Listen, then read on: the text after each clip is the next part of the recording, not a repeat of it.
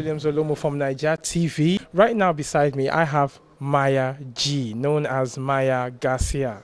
So the first question I'm going to ask you is, I heard you just came back from Lagos. Yes, we did. We took the New York cast and band and our crew, full-on technical crew, and we created Fela, the musical, not only at the Africa Shrine. We were invited by Yeni and Femi and Fela's family to perform at the Africa Shrine, but also we did the full multimedia production at the Echo Center. So I know some of you were there. I saw you there. And it was an incredible experience for us, having worked on the show since 2006 for the last 5 years, putting our blood, sweat, and tears into doing justice to Fela's message and to his music, and really creating a painting around his life and sharing his story with the people. So to bring it back to Lagos was for us an extreme honor and a beautiful experience, beautiful. So I take it that you had real good fun in Lagos. Well, we worked very hard. We worked very hard and we had some fun, yeah.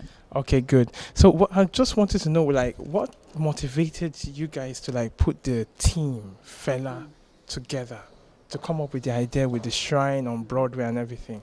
What motivated you? Lead producer, Steve Handel, came to Bill T. Jones, who is our director, choreographer, and co-writer of the show, and said, you know, I want to do a show about Fela. His music is, you know, it's going to move the world, it's going to change the world, and people have to know. And so he brought a prolific director into the room, and Bill T. Jones brought his team together of collaborators, Nigel Smith, the associate director, myself, associate choreographer, and a wonderful team of designers and a think tank, really, to study Fela and to bring the most profound aspects of his political ideology, his spiritual consciousness, his traditional and futuristic references about the way black people in the world can come together and actually create a new paradigm, you know, a new way of life and living and being, and using art as his medium for change. This is our medium, you know, it's a proper medium, using art to actually affect change and to raise consciousness, and now we're doing it all over the world. So we are in Amsterdam now. This is the premiere of our international tour. So Fela is going to go all around the world as intended, I think, as the man Anikulapo himself intended, you know. Okay, what part of Fela really got to you? What part of Fela? You know, I think for me, because my family comes from Cuba, so, you know, the Cuban tradition is Yoruba, and, you know, for me, it's Fela's spirituality that moves me most.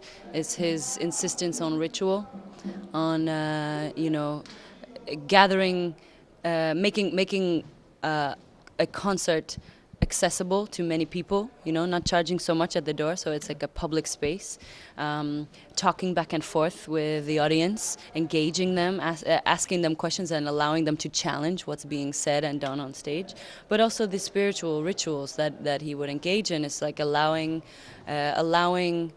his professional work to become something sacred, a sacred space, you know, and really having a reference for the ancestors, for those who came before, and honoring where we've come from, being aware of it, the good, the bad, and the ugly, you know, and bringing all of it into a sacred space and actually using it as a foundation for moving forward, you know, and constantly creating also. Fela is a man who's constantly creating on stage. You know, once he recorded a song, he didn't play it on stage anymore. It's done, finish, you know. So Fela is a man who, an artist who really constantly pushed himself and constantly pushed everyone who worked with him to their greatest expertise. And so that, for me, you know, spiritually as well as artistically, where are we drawing the source of our inspiration and what are we doing with it? And so Fela teaches me every day, you know, that I must be aware of where I come from, you know, and be conscious of what I'm putting out into the world and how I'm doing it. And also that it's about nothing can happen with one person. You know, it's about pulling everybody together and finding out where the creative potential is when you bring the best minds and the best artists, the movers, the designers, the painters. You know, it takes a lot of people to make this show run. And as it was with Fela, you know, he had 80 people on tour with him, the musicians and the dancers and the area boys. You know, he brought them to do the business, and who's gonna count the money? That's the thing about Fela, because he includes everyone, and he looks down on no one. Right. So, what took you? I mean, the energy it took you to bring the team together. Right. I mean, how long did it take you to bring this team together? Well, the girls on stage. This here is a result of 5 years of work, more than 5 years of work. We began in January 2006, and we started in New York City. You see here, this is Bill T. Jones. So what you see here behind me is the result of 5 years of incredible work and dedication by many artists in New York, in London, in Nigeria. And now we're in Amsterdam opening an international tour. And who I have by my side is Adeshola Osakalumi. And he is actually playing Fela. And for all the Nigerians who say, "Where's the Nigerians on stage?" This is your man, so I beg.